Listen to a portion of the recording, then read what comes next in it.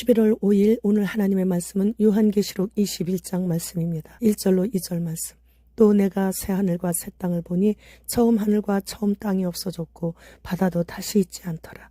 또 내가 보매 거룩한 성 새 예루살렘이 하나님께로부터 하늘에서 내려오니 그 준비한 것이 신부가 남편을 위하여 단장한 것 같더라. 본장에서 사도 요한이 미리 본 것은 처음에 우주가 없어지고 모든 것이 새롭게 창조된 새 하늘과 새 땅에서 이루어지는 복된 생활과 새 예루살렘 성에 대한 셈이라고 가슴을 벅차게 하는 광경이 소개되었습니다. 하나님의 보좌에서 시작하여 인을 떼기에 합당하신 그리스도에 의해 일곱 인, 일곱 나팔, 일곱 대접재앙이 최종적인 대종말전에 실행되었고 그리스도께서 재림하셔서 악의 세력들을 물리치시고 자기 백성을 영원한 생명으로 이끄시는 크고 흰 보좌 심판으로 완전히 끝을 맺고 구원받은 자에게는 새하늘과 새 땅에서의 영원한 축복이 준비되어 있는 것입니다.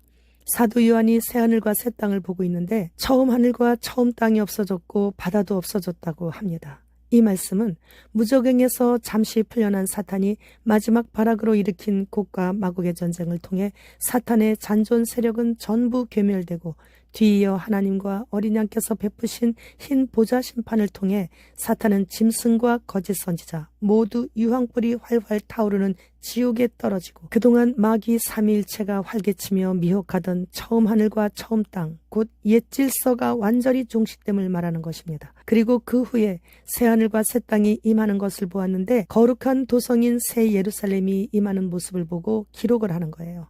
새 예루살렘에는 하나님께서 자신의 보좌를 그곳에 두셨기에 그 사실만으로도 새 예루살렘은 눈부시도록 아름답고 빛나는 도성일 수밖에 없는 것이죠. 최종적으로 우리는 새 하늘과 새 땅 한가운데인 감람산으로 거룩한 성 새 예루살렘이 내려옴으로 인해 자기 백성들 가운데 거하시는 하나님 곧 만왕의 왕 만주의 주님이신 임마누엘의 하나님을 섬기게 되는 것입니다. 자기 백성들을 영원토록 다스리시는 하나님께서 사랑과 자비의 손길로 자기 백성들의 눈에서 모든 눈물을 몸소 닦아주시는 그때에는 이전 옛세상의 삶과는 판이하게 그곳 하늘나라의 백성들은 죽음도 슬픔도 울부짖음도 아픔도 고통도 결단코 없는 지극히 복된 삶을 누릴 수 있게 되는 것이죠.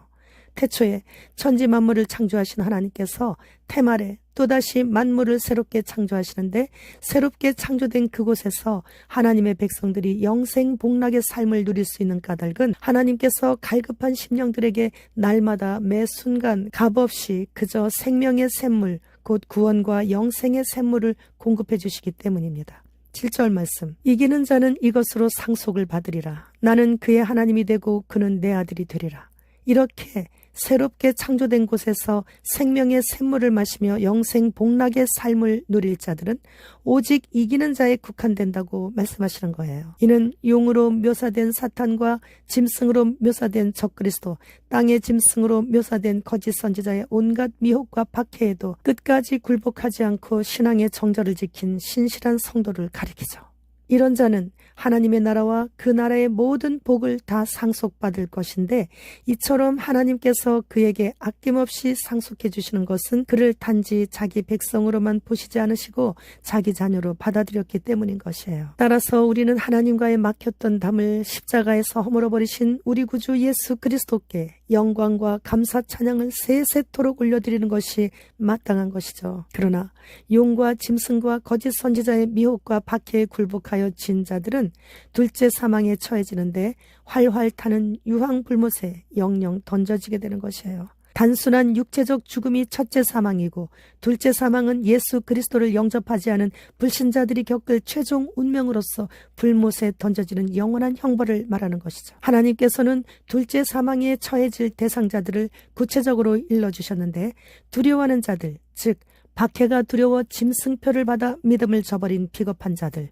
하나님께 아예 관심도 두지 않거나 입으로는 시인하지만 행위로는 신앙을 저버리고 그리스도를 부인하는 땅에 속한 자들인 믿지 않는 자들, 요가 등을 하면서 자연스럽게 이방 종교를 따르는 흉악하고 가증한 자들, 서로 사랑하라고 하신 말씀을 반대로 미워하는 자들인 살인하는 자들, 앞날이 궁금해 예언서인 성경을 보지 않고 오늘의 운세나 토정 비결을 보는 등 점치는 자들, 죽었다가 다시 살아나지도 못한 조상 신 등을 섬기며 우상을 숭배하는 자들, 우상 숭배자들은 하나님께서 가장 미워하시는 자들인데 이 모든 죄악들 가운데 가장 미워하시는 이유는 그들은 하나님 자리에 거짓된 신을 가져다가 놓고 섬기며 그것들을 하나님이라고 속이는 그런 죄를 더해서 짓는 자들이기 때문이에요.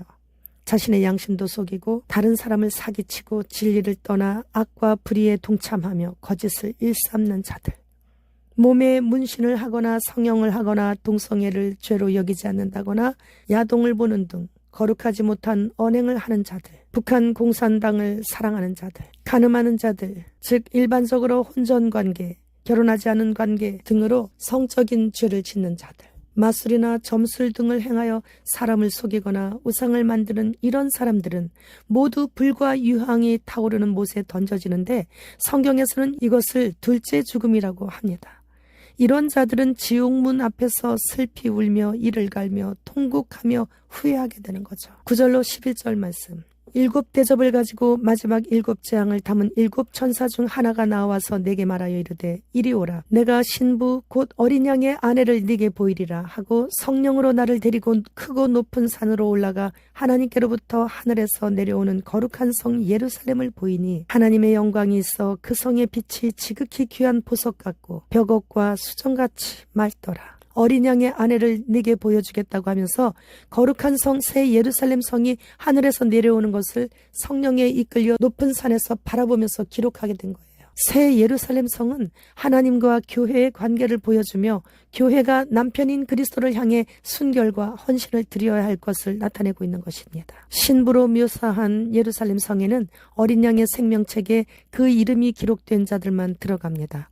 새 예루살렘 성은 하늘로부터 내려왔는데 이것은 새 예루살렘 성은 인간의 노력이 아닌 오로지 하나님께서 창조하신 하나님의 선물임을 나타내 주는 거죠. 그러니까 그리스도의 신부는 결코 자신의 노력이 아닌 하나님의 은혜로 신부되는 자격을 받은 것이라는 의미예요. 옛 예루살렘은 죄와 불순종으로 가득 차 있으며 그곳에서 예언자들과 사도들과 성도들의 피를 많이 흘렸죠. 그러나 새 예루살렘은 교회의 영광된 미래요 하나님 나라의 최종적 실현인 것이기에 옛 예루살렘처럼 해와 달이 더 이상 필요 없게 되고 하나님의 영광이 도성을 비추고 어린 양이 그곳의 등불이 되신다라는 말씀이십니다. 그 도성은 12문, 12천사, 12지파, 12기초석, 12사도의 12이름을 기록하여 문자적인 12의 숫자임과 동시에 부족한 것 하나 없는 완전한 충만함으로 가득 차 있음을 알려주는 거예요. 18절 말씀. 그 성곽은 벽옥으로 쌓였고 그 성은 정금인데 맑은 유리 같더라. 새 예루살렘은 적이 없습니다. 그래서 성곽이 필요가 없어요. 그런데 본장에서 크고 높은 성벽을 쌓기 위한 재료들이 소개되고 있는 것은 하나님께서 성 안에 있는 사람들을 안전하게 보호하고 성 밖에 있는 자들과는 구별하는 것을 상징적으로 나타내고 있는 것이죠. 이 도성에는 정사각형으로 되어 있는데 동서남북에 각기 3개의 문이 있는 것은 천하의 동서남북의 각 곳에서 영적 이스라엘이 모여들 것을 의미하는 것입니다. 그러니까 새 예루살렘 성에는 구약과 신약 모든 세대의 성도들을 총망라한 보편적이고 우주적인 교회 공동체의 의미인 것이죠. 15절로 17절 말씀. 내게 말하는 자가 그 성과 그 문들과 성곽을 측량하려고 금 갈대자를 가졌더라. 그 성은 네모가 반듯하여 길이와 너비가 같은지라. 그 갈대자로 그 성을 측량하니 12,000 스타디온이요 길이와 너비와 높이가 같더라. 그 성곽을 측량함에 144규빗이니 곧 천사의 측량이라. 12,000 스타디온은 2220km인데 너비와 길이와 높이가 같기에 약 530억 명의 정도의 인구가 살 수 있는 면적이라고 합니다. 그런데 도성의 크기와 규모에 비해 성벽의 높이가 144규빗밖에 안 돼요. 이렇게 낮게 기록되어 있는 것은 이 도성에는 영육 간의 대적이 전혀 없기에 성도가 살기에 적합한 것임을 상징적으로 나타내는 것이죠. 이 숫자는 수학적인 수치가 아니라 구원받은 자들이 거주하는 처소를 완전하게 둘러 감싸며 보호하고 있는 것을 상징하고 있는 숫자예요. 새 예루살렘 성, 즉 하나님의 영원한 교회는 모든 성도들을 다 받아들일 만큼 무한히 넓고 큰 장소임을 나타내고 있습니다. 계시록 11장에서는 천사가 사도 요한에게 지팡이 같은 갈대자를 주면서 성전을 재어보라고 했죠. 지금은 변치 않고 정확한 금으로 만든 갈대자를 가지고 천사가 직접 측량하고 있어요. 이것은 하나님의 통치 속에 영원히 거할 처소의 크기와 규모를 보여줌으로써 하나님께 선택된 그의 백성을 구하시려는 뜻이 완전히 성취되었고, 그들이 죄악이나 영적 타락으로부터 거룩하고 깨끗하게 보존될 뿐만 아니라 장차 경험하게 될 영광과 축복이 얼마나 큰 것인가를 보여주기 위한 것입니다. 18절로 19절 말씀. 그 성곽은 벽옥으로 쌓였고 그 성은 정금인데 맑은 유리 같더라. 그 성의 성곽의 기초석은 각색 보석으로 꾸몄는데 첫째 기초석은 벽옥이요, 둘째는 남보석이요, 셋째는 옥수요, 넷째는 눅보석이요. 이렇게 새 예루살렘 도성의 자재와 성곽의 재료가 다 보석으로 꾸며졌다고 기록되어 있는 것은 실제로 새 예루살렘 도성이 그와 같은 각종 보석들로 건축되었다기보다는 새 예루살렘 성의 아름다움과 영화로움과 빛남과 화려함과 장중함을 나타내기 위해 세상의 각종 진귀한 보석들에 비유하여 사람의 언어로 묘사한 것이에요. 22절로 27절 말씀. 성 안에서 내가 성전을 보지 못하였으니 이는 주 하나님 곧 전능하신 이와 및 어린 양이 그 성전이심이라. 그 성은 해나 달의 비침이 쓸데없으니 이는 하나님의 영광이 비치고 어린 양이 그 등불이 되심이라. 만국이 그 빛 가운데로 다니고 땅의 왕들이 자기 영광을 가지고 그리로 들어가리라.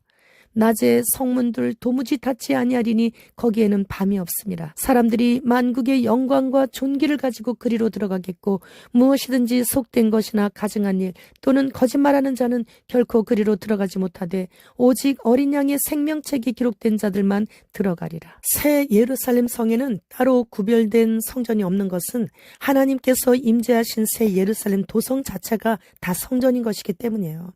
그 도성에는 하나님과 어린 양에게서 발산되는 큰 영광의 빛이 종일 비치기에 캄캄한 밤이 없으므로 그 대문들이 닫힐 필요가 없고 들어가고 나가는 출입이 자유로운 것이기 때문이죠.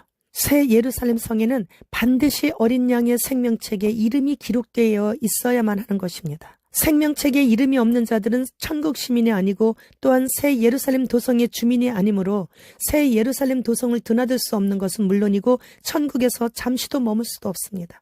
이곳에 들어올 수 없는 자들을 예로 들자면 속된 자들, 즉 우상 숭배자들, 가증한 배교자들, 그리고 그리스도를 믿지 않고 거짓 예언을 하는 자들이에요. 현재 이스라엘은 하마스와 이란의 지원을 받고 있는 헤즈볼라를 상대로 전쟁 중입니다. 미국과 영국군이 이스라엘 땅으로 들어오고 있고 헤즈볼라 지도자는 이란과 러시아의 간접 지원을 받으며 이스라엘이 레바논을 공격한다면 크게 실수하는 일이 될 거라고 엄포를 놓고 있고, 러시아와 이란과 트르키예 등은 대놓고 이스라엘을 공격하겠다는 말을 던지고 있고, 헤즈볼라는 미국도 두렵지 않다고 하는 등 3차 대전 양상으로 나가고 있는 이때에 러시아가 이란의 선진 군사 기술을 제공하면서 헤즈볼라에게 근접 대공 장비를 이란을 통해 간접적으로 제공을 하고 있다고 합니다. 북한도 현재 러시아로부터 정찰 위성 기술 자문을 받고 있습니다.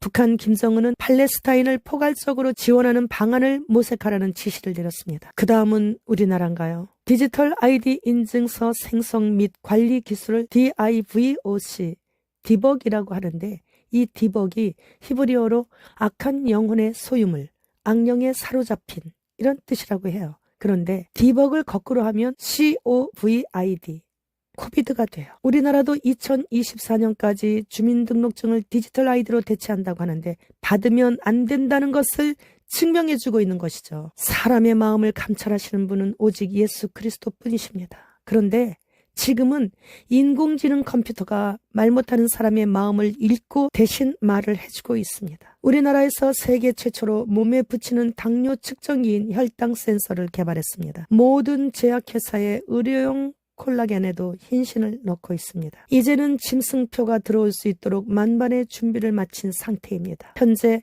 666이란 이름을 가진 짐승이 바다에서 올라와서 자신의 표를 심어 하나님의 백성들을 빼앗기 위해 많은 수고를 하고 있습니다. 주님, 어서 오시옵소서. 마라나타.